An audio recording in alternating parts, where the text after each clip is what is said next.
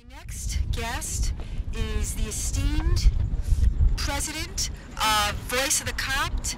He's also an advisory member on the board of Scion, worldwide organization that is dedicated to freedom of speech, freedom of conscience, and equality of rights before the law.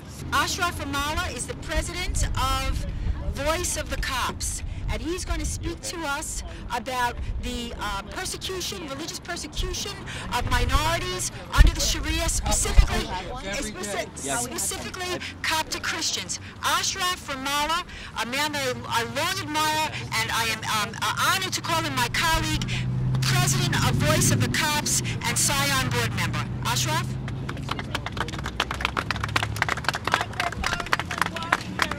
There's no amplifier.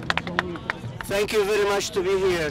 I would like to tell you I am a hater because I am explaining to you guys what's happening in Egypt. And I don't care if anybody call me a hater because I am saying the truth.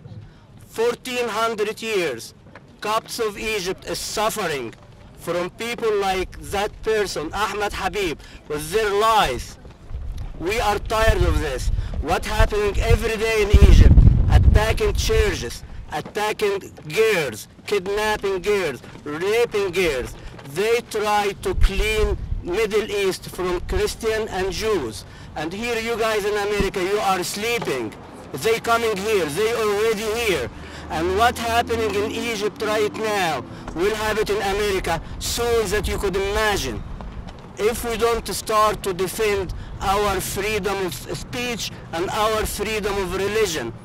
I am here to ask your help.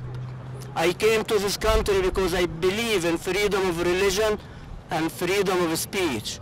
And you guys trying to take this away from me. If you are not standing up, if you are not putting your foot in the ground and fight for it, all of us going to lose our freedom of speech. Don't believe anyone saying to you, Islam is a peace religion. It is a lie. It started with George Bush. I had a lot of admiration for him, but once he said this word, he was a big liar. Not because he's a liar, but because somebody else tell him to say that, and he was naive enough to say it. I don't want any one of you become a naive person. Read the books. Read the right books, not the books written by people to give you the poison and the honey. Be careful, because whatever written inside the Quran is killing the unbelievers. There is 75% hate and against anybody else that is not believing in Christianity. For the first time in my age, in 100 years, they attacked the cathedral of Egypt in Cairo. There was a war, Molotov and machine guns and people throwing stone against the church, against people. People was gathered there just to pray for dead people that they were killed by Muslims a few days ago, 3 days before they were killed there. So I am begging you to stand up and defend your constitution. Your constitution needs you, because if you're giving your rights, you're going to lose your constitution. Thank you for coming here. God bless America. God bless all of you guys. Thank you. Thank you. I don't know if you understand just how critical it is for Coptic Christians living under the Sharia in Egypt. Christians, Jews, Zoroastrians, Buddhists cannot be silent.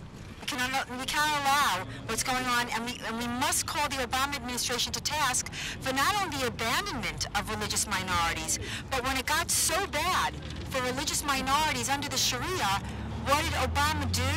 Obama's State Department merely removed that section from the annual report, as if a tree falls in the forest, I guess it doesn't make a noise. I mean, it's outrageous that that's what you would do, that you would eliminate the reporting on religious minorities because it got so bad. We see that with the DOD and the green on blue attacks, that they reclassify them as something else. Where, you know, we had a soldier who was giving candy and toys to children in Afghanistan, and they killed him while he was giving the candy out and the toys out. And that was not classified as a green on blue attack. If that's not a green on blue attack, then what is?